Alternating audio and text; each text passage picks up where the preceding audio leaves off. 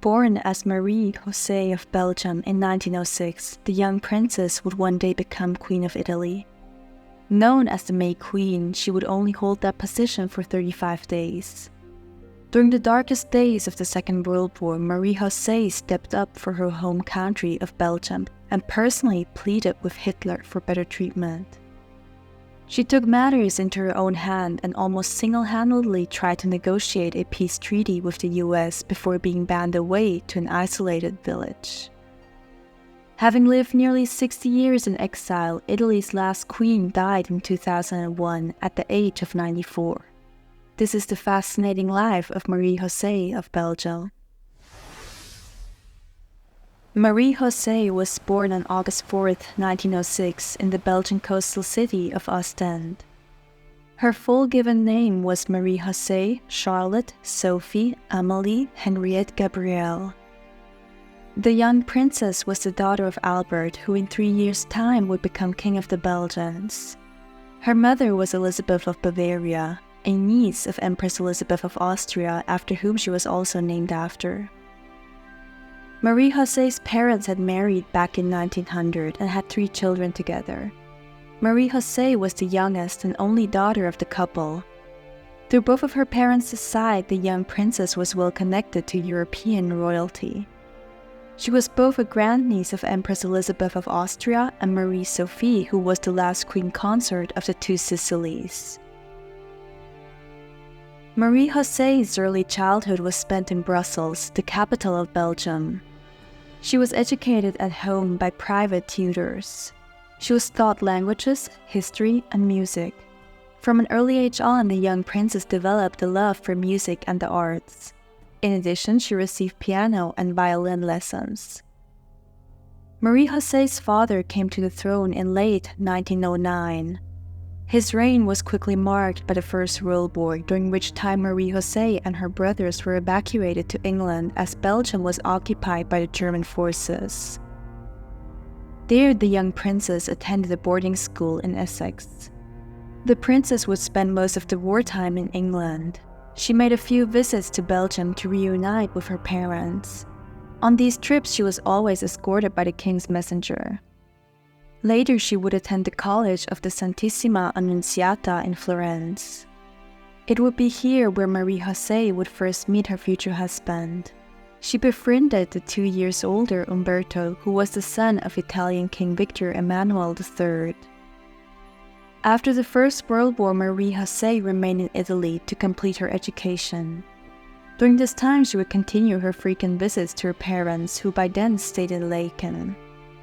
During her time in Italy, Marie-José secretly continued to meet the Italian Crown Prince Umberto. At the age of 18, Marie-José, now a beautiful young woman, attended her first court ball. On this occasion, she was given an antique pearl and diamond tiara that had once belonged to Stéphanie de Beauharnais.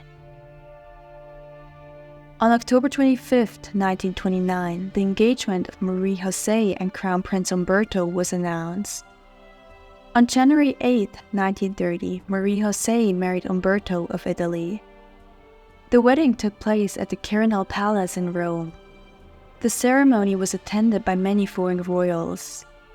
Upon her marriage, Marie-José became the Crown Princess of Italy and Princess of Piedmont.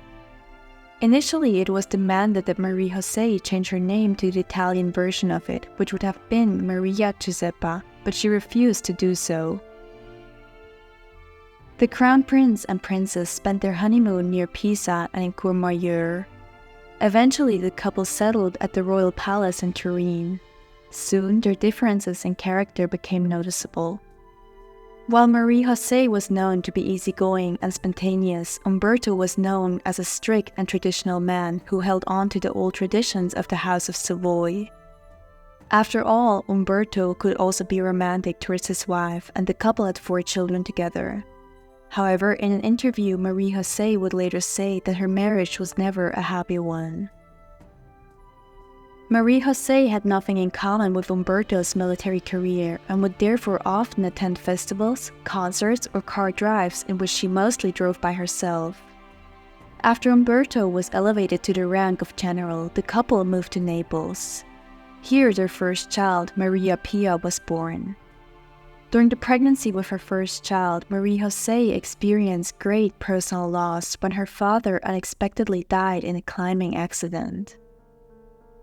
During the Second World War, Marie-José was made president of the Red Cross in Italy. During the wartime, the Crown Princess was one of the very few diplomatic channels between the German-Italian camp and the other European countries involved. The war put her on opposite sides with her family in Belgium. Her own brother Leopold III was held hostage by the German forces. One British diplomat would later say of Marie-José that she was the only member of the Italian royal family with good political judgment.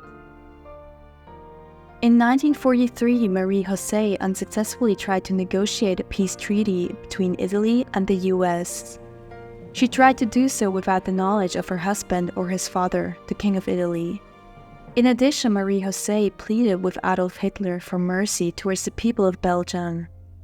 Hitler refused but was quite impressed by her beauty, stating that her eyes had the color of the German sky.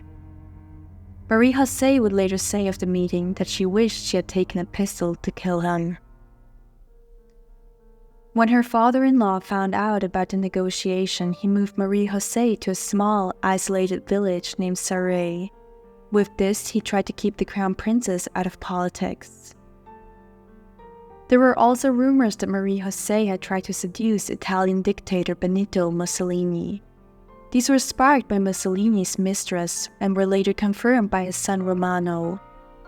In a 1993 interview, Marie-José stated of Mussolini, "He was a lion, and I too am a lion, and we both feared one another." Following Italy's defection to the Allied side in the war, Marie-José's father-in-law withdrew from government and her husband became regent. The crown prince and princess toured through Italy, where they made a positive impression. However, King Victor Emmanuel III refused to abdicate until only weeks before a referendum was set to take place. The referendum should decide the future of Italy and whether the Italian people wanted to keep the monarchy. Eventually, Victor Emmanuel III abdicated and Umberto became king on May 9, 1946. As such, Marie-José became queen consort of Italy. However, Umberto's reign was only short-lived. On June 2, 1946, the referendum was held and the people decided to abolish the monarchy. The results were close, with 46% voting for the royal family. The chances were high that if Victor Emmanuel III had abdicated earlier, the monarchy could have been saved due to the popularity of the crown prince and princess. The referendum came into effect on June 12, 1946.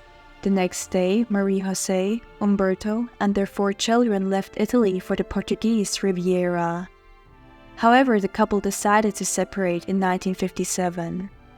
While Umberto remained in Portugal, Marie-José and the children moved to Switzerland. The couple never divorced as they were both devout Catholics. The Republican Constitution forbade the restoration of the monarchy and also barred all male members of the House of Savoy and former queen consorts from returning to Italian soil. Marie-José remained in Switzerland for the rest of her life. For some time, she also stayed with her daughter, Marie Beatrice, who lived in Mexico. Marie-José spent her time traveling and still enjoyed music and the arts. She wrote many books about her family and the history of the House of Savoy. Only after the death of her husband in 1983, Marie-José returned to Italy for the first time in nearly 40 years. Marie-José, Italy's last queen, died on January 27, 2001 of lung cancer. Her funeral was held at the Hautecombe Abbey in Savoy on February 2, 2001. Over 2,000 mourners attended the funeral. Marie-José was laid to rest next to her husband Umberto.